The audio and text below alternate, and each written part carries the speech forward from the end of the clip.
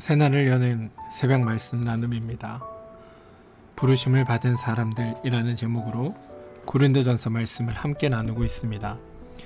오늘은 고린도전서 50번째 말씀이며 고린도전서의 마지막 말씀입니다. 오늘 말씀을 나누고 그리고 잠시 한 2주 정도 방학을 가졌다가 다음 말씀을 준비하여 뵙도록 하겠습니다. 그래 여러분들 그때까지 우리가 함께 나누었던 고린도전서 말씀도 함께 읽어봐 주시고 성경 전체를 읽어가는 그 일에 여러분들 동참해 주시기를 부탁드립니다. 오늘 말씀은 고린도전서 16장 전체를 범위로 합니다. 그런데 말씀은 고린도전서 16장 1절과 2절 그리고 13절과 14절을 함께 읽도록 하겠습니다. 성도를 위하여 연보에 관하여는 내가 갈라디아 교회들에게 명한 것 같이 너희도 그렇게 하라. 매주 첫날에 너희 각 사람이 수입에 따라 모아두어서 내가 갈 때에 연보를 하지 않게 하라. 깨어 믿음에 굳게 서서 남자답게 강건하라. 너희 모든 일을 사랑으로 행하라. 고린도전서 16장 1절과 2절 13절과 14절 말씀입니다. 여러분 혹시 이런 경험들 해보신 적 있으십니까? 교회 생활이 버겁고 힘들어서 없는 집 살림에 명절 다가오는 것 같다라는 생각 말입니다. 바쁜 일상에 각종 교회 행사와 특별히 새벽 기도회 또 무슨 금요 철야 이런 것들이 겹치게 되면서 내가 정말 이게 신앙생활인가? 하는 의문이 들 때들이 있지는 않으셨습니까? 혹시 이런 대화를 들어보신 적은 있으십니까? 믿음이 좋다라는 분들과 몇 시간 동안 이야기를 나누었는데 처음부터 끝까지 하나님 이야기만 나오고 정작 그분은 어떤 사람인지 어떤 삶을 사는지 전혀 알 수 없는 경우, 그런 경우는 혹시 없으셨습니까? 대화가 끝나고 나서 참 신실하신 사람을 만났다라는 감동보다는 다시는 이 사람하고 마주치고 싶지 않다라는 생각이 드는 그런 경험 하신 적 없으십니까? 오늘 우리는 이 고린도전서 말씀을 마무리하면서 그 모든 문제에 대한 해답을 발견하게 되길 원합니다. 바울이 고린도 교회에 보낸 이 편지는 단순한 서신서가 아닙니다. 바울은 이 고린도 교회에 보내는 편지를 통해 진정한 교회가 무엇인지, 성도는 누구인지, 그리고 우리가 어떻게 행복하고 자유로운 신앙생활을 해나갈 수 있을지에 대한 놀라운 청사진을 담아 보내고 있습니다. 그것보다 더욱 놀라운 건 바울이 사용한 표현들 속에 숨겨진 비밀입니다. 우리는 흔히 고린도 교회라고 부르지만 사실 바울은 한 번도 그렇게 표현한 적이 없다는 사실을 아셔야 합니다. 이 작은 차이가 오늘날 교회의 모든 문제를 해결할 수 있는 열쇠입니다. 먼저 우리가 주목해서 봐야 할 점이 있는데요. 바울이 교회를 어떻게 표기하고 표현하고 있는가라는 겁니다. 우리는 흔히 고린도 교회, 로마 교회, 에베소 교회라고 부릅니다. 그런데 바울은 단 한 번도 이런 표현을 사용하지 않았습니다. 대신 그는 일관되게 하나님의 교회라는 표현으로 불렀습니다. 고린도전서 1장 2절을 보십시오. 고린도에 있는 하나님의 교회, 곧 그리스도 예수 안에서 거룩하여지고 성도라 부르심을 받은 자들에게라고 기록되어 있습니다. 이는 여러분 단순한 표현의 차이가 아닙니다. 교회에 대한 근본적인 관점의 차이를 보여줍니다. 바울은 교회를 철저히 하나님의 관점에서 바라보았습니다. 교회는 하나님이 계획하신 것이고 하나님이 세우신 것이며 하나님이 책임지시는 것, 그곳이 바로 교회다라고 바울은 말했다는 겁니다. 따라서 교회의 성장이나 부흥에 대한 염려와 불안은 사실 하나님께 맡겨두어야 하는 게 우리에겐 옳습니다. 우리가 해야 할 건 바로 함께 신앙생활하는 바로 우리의 성도들, 우리의 가족들, 우리의 이웃들입니다. 이러한 관점이 여러분, 오늘날 교회가 직면한 많은 문제들에 대한 해답을 제시합니다. 교회들이 서로 경쟁하고 성장과 부흥에만 매달리며 성도들을 교회의 수단으로 전락시키는 이런 현실 속에서 바울의 하나님의 교회라는 개념은 우리에게 새로운 시각을 제공하기 때문입니다. 이것과 더불어 바울이 각 지역을 언급할 때 표현도 우리는 주목하여 볼 필요가 있습니다. 그는 지역을 말할 때 교회가 아니라 성도를 강조합니다. 에베소에 있는 성도들, 빌립보에 사는 모든 성도, 골로새에 있는 성도들이라고 표현합니다. 여러분, 이건 교회와 성도 중 어디에 우선순위를 두느냐에 대한 근본적인 질문을 던집니다. 많은 목회자들이 또 많은 성도들이 교회를 우선적으로 생각하기 때문에 성도들에게 교회를 위해 열심히 하라, 교회를 위해 헌신하라 라고 요청합니다. 또 그럴 것을 요구받습니다. 그리고 그 결과 성도들은 교회의 수단이나 도구로 전락하게 되는 경우들이 종종 있습니다. 하지만 성경은 정반대의 관점을 제시합니다. 교회는 하나님의 것이니 하나님이 책임지신다. 너희들이 집중해야 할 건 바로 너희와 함께 신앙생활하는 그들, 다시 말해 성도들, 너의 가족들, 너희의 이웃들이다. 성도들이 하나님의 은혜로 어떤 존재가 되었는지, 그들이 어떤 정체성을 가지고 살아가고 있는지, 또 살아가야 하는지, 그들이 어떤 존재인지를 깨닫고 알게 해주는 것이 교회의 역할이고 성도된 너희의 역할이다. 이게 성경이 제시하는 관점이라는 겁니다. 저는 이런 관점이 우리에게도 이렇게 자리 잡게 되길 소망합니다. 교회라는 어떤 특정한 건물이나 장소보다 더 중요한 건 그 안에서 함께 신앙생활하는 서로라는 사실을 기억하시고, 교회를 위해 누군가를 희생시켜야가 아니라 그 한 사람을 위해 교회가 희생하고 헌신하는 일들이 있는 놀라운 역사가 여러분들이 섬기시는 교회 가운데도 나타나게 되길 소망합니다. 우리가 고린도전서를 읽다 보면 두 가지 착시 현상에 빠질 수가 있습니다. 하나는 온통 하나님의 이야기밖에 안 나온다 라는 것이고, 또 다른 하나는 온통 사람에 대한 이야기만 나온다 라는 겁니다. 정반대인 것 같지만 또 일견 타당한 부분이 있습니다. 하지만 이 두 관점 다 사실 올바른 관점은 아닙니다. 성경이 말하는 올바른 패턴은 이렇습니다. 기독교는 철저하게 하나님의 이야기를 합니다. 그리고 성도는 철저하게 자기의 이야기를 해야 합니다. 무슨 말이냐? 성경은 철저하게 하나님이 어떤 일들을 하셨고 어떤 일들을 이루셨으며 하나님의 행하신 일들로 우리가 어떤 존재가 되었고 그것이 나의 삶에 어떠한 일들을 이루었는지를 고백하게 합니다. 그래서 하나님의 이야기만 하는 겁니다. 그런데 그 일을 읽는 우리는 하나님이 하신 이야기를 나의 삶의 자리로 가져오는 겁니다. 그래서 나에게 그런 하나님이 그렇게 성경에 역사하셨듯 이렇게 역사하셨다. 하나님께서 성경에 이렇게 말씀하셨듯 나에게도 이렇게 말씀하신다. 하나님이 성경에서 이런 일들을 이루셨는데 그 일이 나에게도 일어난다. 하나님이 성경에서 이런 일들을 완성하셨듯 그 완성됨이 나의 삶에서도 고스란히 드러나고 나타나고 고백되어진다. 이게 우리가 성경을 통해 말씀을 읽으며 함께 고백되어져야 하는 부분이라는 겁니다. 이 둘이 서로 다른 이야기가 아닙니다. 이 둘의 교차점에 바로 예수 그리스도가 있는데요. 하나님은 예수 그리스도를 통해서 우리의 죄의 문제를 해결해 주십니다. 예수의 십자가 사건을 통해 죄인을 구원하여 새로운 피조물이 되게 하여 주십니다. 또 새로운 행복한 삶을 누릴 수 있게 만들어 주십니다. 그래서 우리 기독교가 하나님과 예수의 이야기를 하는 것은 그 자체가 목적이 아니라 그 예수가 우리를 위해 행한 일을 설명하기 위해서임을 기억하셔야 합니다.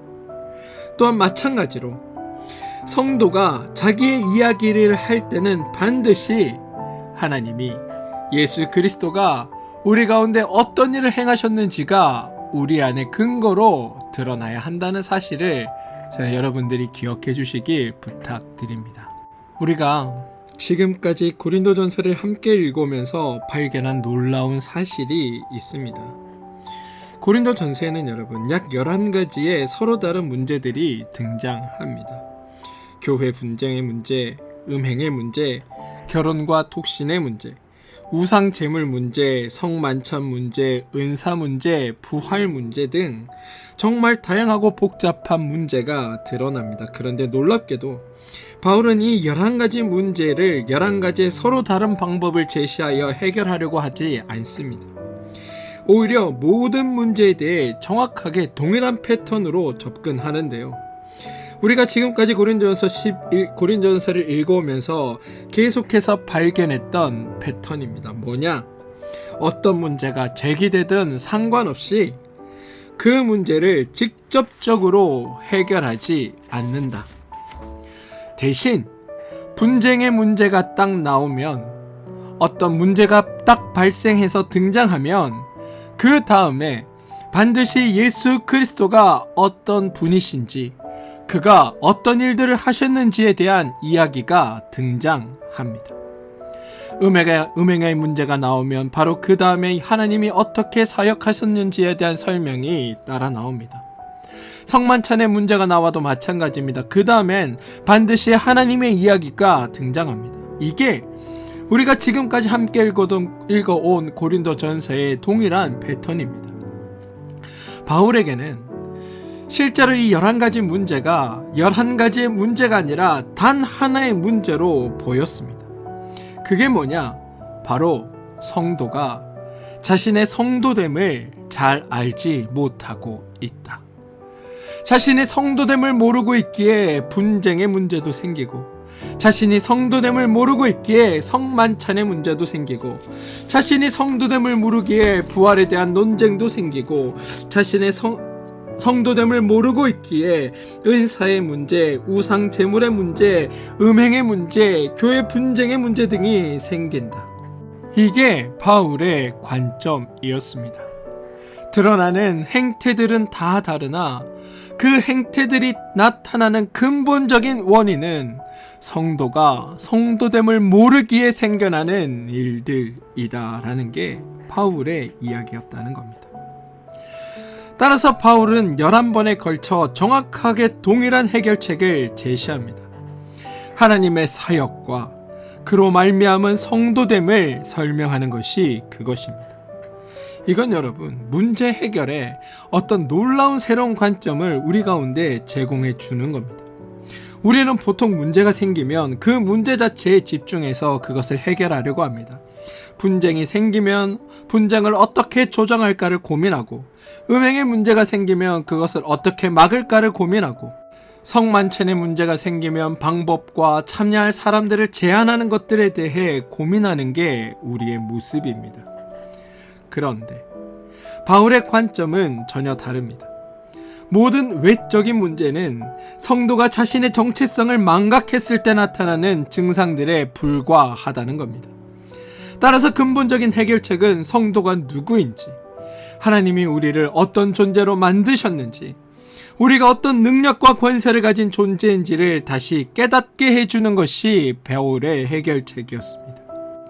그리고 이게 우리가 지금까지 고린도전서를 통해 배워온 진리이기도 합니다. 저는 말씀을 듣는 여러분들이 바로 이 사실을 분명하게 깨닫게 되길 소망합니다. 그래서 성도의 성도됨으로 말미암아 우리를 괴롭게 하는 삶의 모든 문제들에도 당당하게 대응하고 맞서 나가는 여러분들 되시길 바랍니다. 고린도서의 마지막 권면은 바로 오늘 읽은 16장 13절과 14절에 나타납니다. 깨어 믿음에 굳게 서서 남자답게 강건하라. 너희 모든 일을 사랑으로 행하라. 이걸 여러분, 원문의 구조로 보면 깨어 있으라는 하나의 명령이 주어져 있습니다. 그리고 그 다음에 3가지의 구체적인 행동이 제시되는데요. 깨어 있어라. 그래서 믿음 안에 서라. 깨어 있어라. 그래서 용감하게 행하라. 깨어 있어라. 그래서 모든 일을 사랑으로 행하라. 이런 구조로 되어 있다라는 겁니다. 깨어 있어서 믿음 안에 서 있으라. 깨어 있어서 용감하게 행동하라. 깨어 있어서 모든 일을 사랑으로 행하라. 따라서 여기서 깨어 있으라 라는 것은 하나님적 가치와 기준과 원리, 다시 말해 성도의 존재와 능력과 소속에 대해 인식하고 살아라 라는 의미가 되는 겁니다. 즉, 네가 누구인지 잊지 마라. 네가 어떤 존재인지 잊어먹지 마라. 너를 위해 하나님이 어떤 일을 하셨는지 기억하라. 네가 어떤 자리에서 어떤 능력과 어떤 권능으로 서 있는지 네가 반드시 알아라라는 게 바로 이 깨어 있으라의 의미라는 겁니다. 다시 말해, 우리는 교회 나와서 성도가 아니라 너를 위해 하나님께서 그의 독생자 아들을 보내어 너를 구원하기까지 하나님의 모든 능력을 다하셨고, 그로 말미암아 너는 이제 하나님의 아들이 되었고 하나님 나라의 백성이 되었고, 하나님께서 몸소 그 모든 것을 드러내 우리를 구원하신 자, 그런 자가 바로 너니, 그 사실을 어디에선 어느 순간에건 어떤 자리에건 결코 잊지 마라. 이게 바울의 이야기라는 겁니다. 그리고 그렇게 깨어 있을 때만 가능한 것이 있습니다. 뭐냐? 바울은 그런 사람들만이 사랑할 수 있다라고 이야기한다는 겁니다. 여러분, 사랑으로 행하라 라는 명령에서 우리가 놓쳐서는 안 될 중요한 사실이 한 가지 있는데요. 이건 단순히 사랑하자 라는 의미가 아니라는 겁니다. 왜냐하면 죄인들은 진정한 사랑을 행할 수 없는 존재들입니다. 세상 사람들도 사랑이라는 말을 자주 사용합니다. 그런데 여러분, 그들의 사랑은 결국 자기 중심적인 욕망의 다른 표현에 불과합니다. 내가 좋아하는 것을 사랑이라고 부른다는 겁니다. 내게 유익한 것을 사랑이라고 포장한다는 겁니다. 그래서 사랑이라는 명분으로 행하지만 결국 내용상으로는 내게 좋은 것을 행하는 것에 불과한 겁니다. 그걸 제외 원리로 행했다라고 성경은 말하고 있습니다. 그리고 이게 죄인의 한계이기도 합니다. 하지만 여러분, 하나님은 예수 십자가의 사역을 통해 우리를 근본적으로 변화시키셨습니다. 단순히 죄를 용서해 주신 것이 아니라 우리를 성도로 변화시켜 주셨고, 하나님의 성품을 주셔서 사랑이 가능한 존재로 우리를 만들어 주셨습니다. 이게 바로 중생의 신비입니다. 성도에게는 하나님의 성령이 내주하십니다. 하나님의 사랑이 우리 마음에 부어져 있는 겁니다. 따라서 성도만이 진정한 사랑으로 행할 수 있습니다. 이건 우리의 노력이나 수양이나 우리의 착한 성품의 결과가 아니라 하나님이 우리 안에 심어주신 새로운 성품의 자연스러운 반응이라는 겁니다. 바울이 너희 모든 일을 사랑으로 행하라라고 명령할 수 있었던 것도 바로 이것 때문입니다. 고린도 교회 성도들이 이미 사랑할 수 있는 존재로 변화되었기 때문에, 너희는 이미 사랑할 수 있는 존재이기 때문에 그것을 하는 것이 너희에게 자연스럽다. 그게 바울의 이야기이며, 그렇게 사랑하는 것이 너에게 주어진 성도된 자들의 능력이라고, 그 능력을 발휘하라고 바울은 권면하고 있다는 사실을 잊지 않으시기 바랍니다. 그리고 바울의 이 권면은 지금 우리를 향해서도 여전히 유효한 겁니다. 사랑하는 성도 여러분, 우리는 예수 그리스도의 그 사랑을 고스란히 받은 온전한 자들입니다. 하나님의 그 사랑으로 온전케 된 자들입니다. 그래서 하나님의 그 사랑의 성품이 우리에게도 고스란히 이어져 옵니다. 우리는 사랑할 수 있는 능력을 가졌습니다. 이전에는 미워하고 서로 용서하지 못하고 저주밖에 할 수 없는 자들이었다면, 이제는 사랑의 능력을 가진 자들로 변화되었다라는 사실을 기억하시고, 그 능력을 여러분의 삶에서 마음껏 발휘하며 살아가는 여러분들 되어주시길 소망합니다. 여기서 한 가지 우리가 더 반드시 살펴봐야 될 게 있는데요. 신앙의 변질과 회복에 관한 이야기들입니다. 신앙의 변질은 여러분, 절대로 어느 한순간에 갑자기 이루어지는 것이 아닙니다. 하나님의 말씀을 우리가 차근차근 놓쳐갈 때 바로 신앙이 변질되게 됩니다.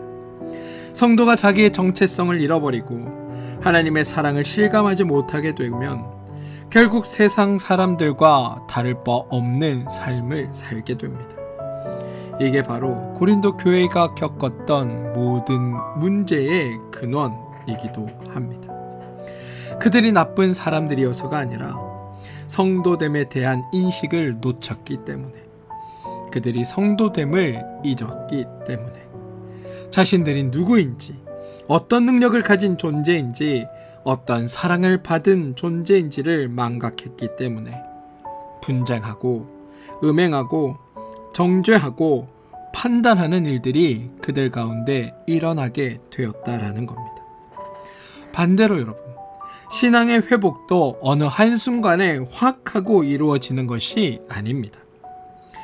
계속해서 말씀을 깨닫고 그 말씀을 가지고 나를 비춰가며 내가 하나님의 사람으로 변화된 존재라는 것을 끊임없이 인식해 나갈 때 우리의 신앙도 변화되는 겁니다. 하나님의 말씀으로 인한 성도됨을 알아갈 때 신앙이 회복되고 즐거워지는 겁니다. 이것이 바로 바울이 깨어있으라 라고 명령한 까닭입니다. 성도의 정체성은 한번 깨달으면 영원히 지속되는 것이 아니고 계속해서 말씀을 통해 확인하고 기억하고 새롭게 깨달아야지만 우리가 하나님의 사람으로 변화되어 갈 수 있다는 사실. 이 사실을 잊지 않고 살아가는 여러분들 되어주시길 소망합니다.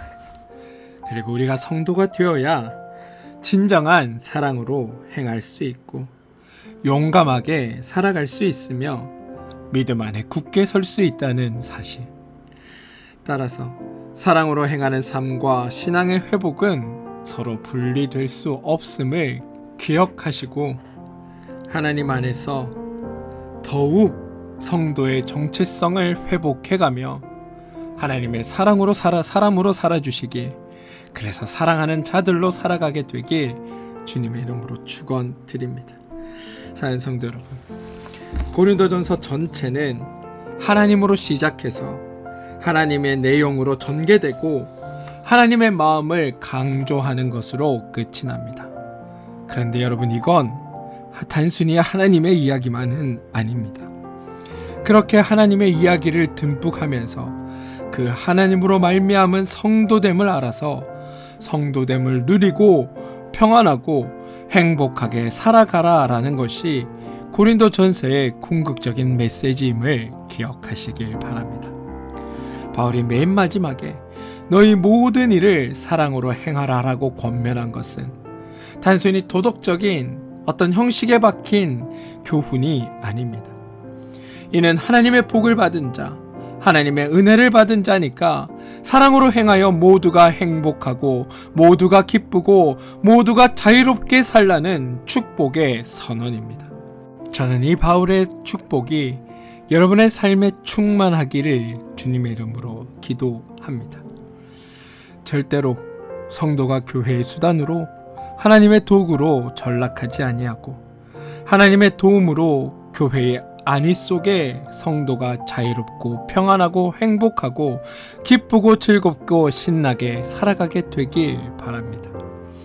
우리가 살다가 왜 이렇게 삶이 버겁지?